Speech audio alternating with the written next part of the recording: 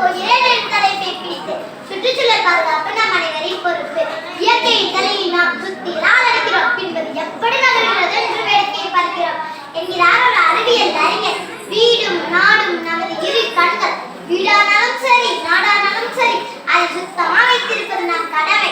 தூய்மை என்பது நம் சுய நடவடிக்கைகளில் இருந்து வருகிறது. இதைத்தான் நம் முன்னோர்கள் கூழானாலும் குளித்தக்குள், கல்லையாலும் கசகிக்கட்டு, புறந்தூய்மை நீரானமையும் என்று கூறுகின்றனர். நீர் மாசுபாடு, காற்று மாசுபாடு, ஒளி மாசுபாடு, நில மாசுபாடு என நமது சுற்றுப்புறமே அநேக மாசுபடுவதால் சீரழிந்து வருகிறது. மானச்செல்வமாகி நாம் இது எப்படி தடுத்து நிற்க முடியும்? கண்டிப்பாக முடியும். நம்மால் மட்டுமே முடியும். சின்னஞ்சிறிதெல்லாம் சிகரெட்டை பிடிக்குது, சித்தக்கண்ணா கிட்ட தீப்பெட்டி கேட்குது என்னும் நாட்டுப்புற பாடல் கூறுவது போல் மோசமான இளைஞர்கள் நம் நாட்டை காக்கும் வீரமான இளைஞராக இருக்க வேண்டும். சுத்தம் சுகம் தரும், சத்தம் சுவை தரும் என்பதை உணர்ந்து வாகனங்களிலும் விழாக்களிலும் அதிக ஒளிபெருக்கி பயன்படுத்துவதை நிறுத்த வேண்டும். பூமிக்கு மேலே தண்ணீரை தேங்க விட்டு நோய்களை பரப்பாமல் பூமிக்கு அடியில் தண்ணீரை சேமிக்க முயற்சி செய்ய வேண்டும்.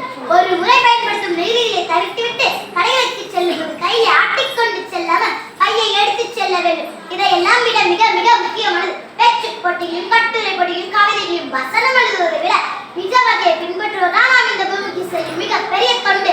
சோம்பேறித்தனத்தாலும் அலட்சியத்தாலும் நாம் செய்யும் சிறு சிறு தவறுகள் நம்மையும் நம் சந்ததிக்கும் எப்படியெல்லாம் பாதிக்கின்றன என உணர வேண்டும். செயல் செய்முறையில் அறிவால் அறிந்திருந்த போது உலகத்தின் இயற்கையையும் அறிந்த அதற்கேற்றபடியே முறையாக செய்ய வேண்டும் என்கிறார் வள்ளுவர். செயற்கை அறிந்த கடைத்தும் உலகத்தை இயற்கை அறிந்து செயல் என்று. உண்மையில் ஒரு மனிதனை சுற்றி இயற்கை சூழல் எப்படி இருக்க வேண்டும் தெரியுமா? இதோ பாரதி அழகாக எடுத்துரைக்கிறார். பத்தி பன்னிரண்டு தென்னை மரம் பக்கத்திலே வேணும், நல்ல முத்துச்சுடர் போல் நிலவொளி முன்பே வர வேணும், அங்கு கத்தும் குயிலோசை சற்றே வந்து காதில் பட வேணும், எங்கள் சித்தம் மகிழ்ந்திடவே நன்றாயினம் என்று வர வேணும் என்று. ஆனால் இங்கு பாரதி இருந்திருந்தால் எப்படி பாப்பா பாடல் எழுதியிருப்பார் தெரியுமா?